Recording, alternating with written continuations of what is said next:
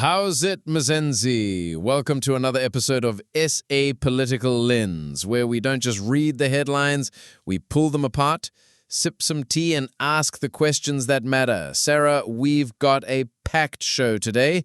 Commissions that won't start, suspensions, fraud that will make you shake your head, and even parties merging before 2026. Yo, buckle up. Yeah, ne, John. Let's start with the big one. The Madlanga Commission.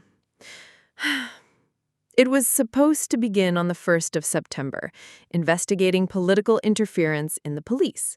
But now, because of procurement delays, it's postponed indefinitely. No infrastructure, no start.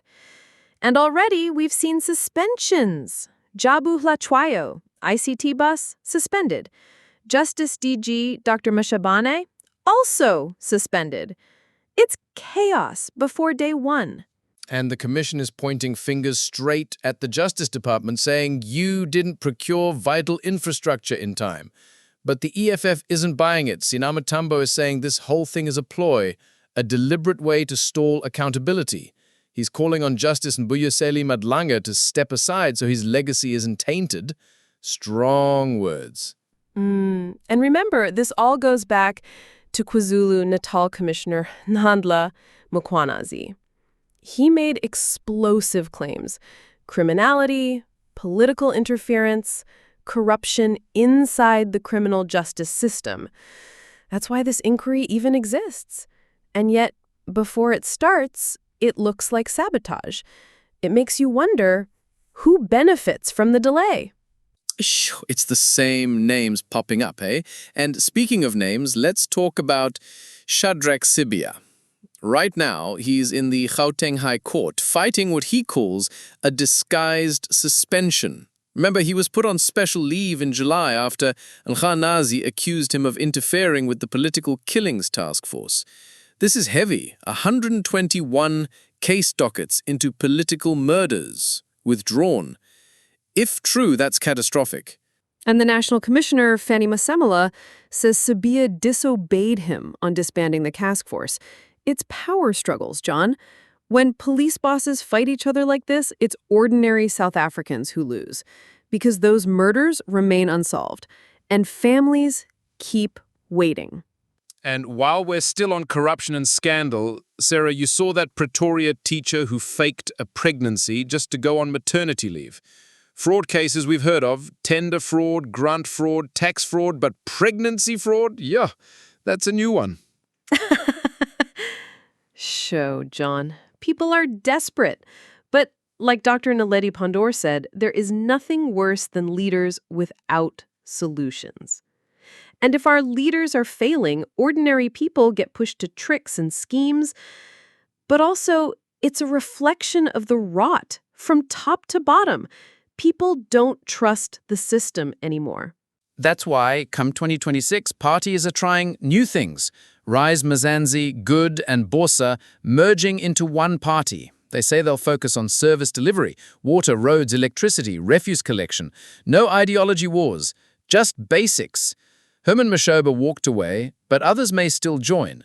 A pragmatic coalition, could this finally challenge the ANC's dominance? It's possible, especially when the ANC itself looks divided and tired. You can feel it, even in their leaders' speeches. There's no new vision, just recycling old promises. And voters, John, are restless. They want change that touches the ground. Working taps, working lights, refuse collected on time, simple things. Meanwhile, the courts are busy with another big one: Zambia's former president, Edgar Lungu. His family wanted him buried privately here in South Africa, but the Constitutional Court has now ruled the body must be repatriated for a state funeral. That's huge. It raises questions of dignity, privacy, and family rights, but also the state's duty to honor a former head of state. And back home, our tourism sector is in the spotlight. Suspended CEO Nambulelo Guliwe.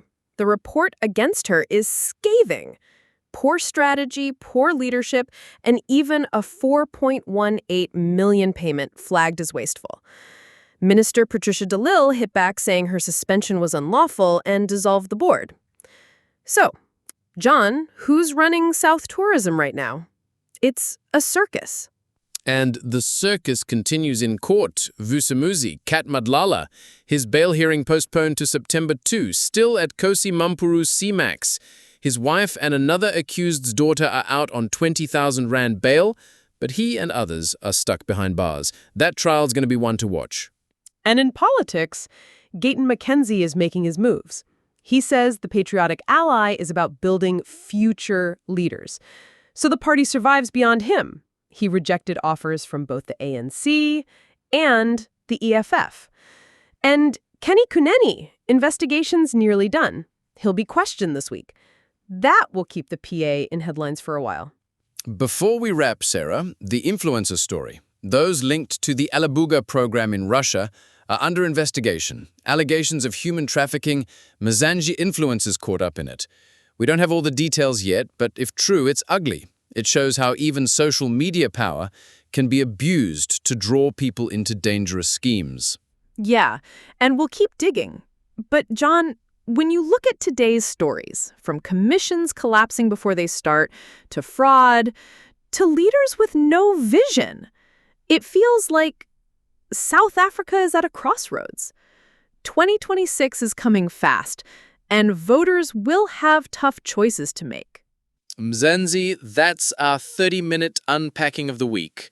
Don't forget, like this video, subscribe to the channel, and share it so others can hear the unfiltered story. Stay sharp, stay informed, and we'll catch you next week on SA Political Lens.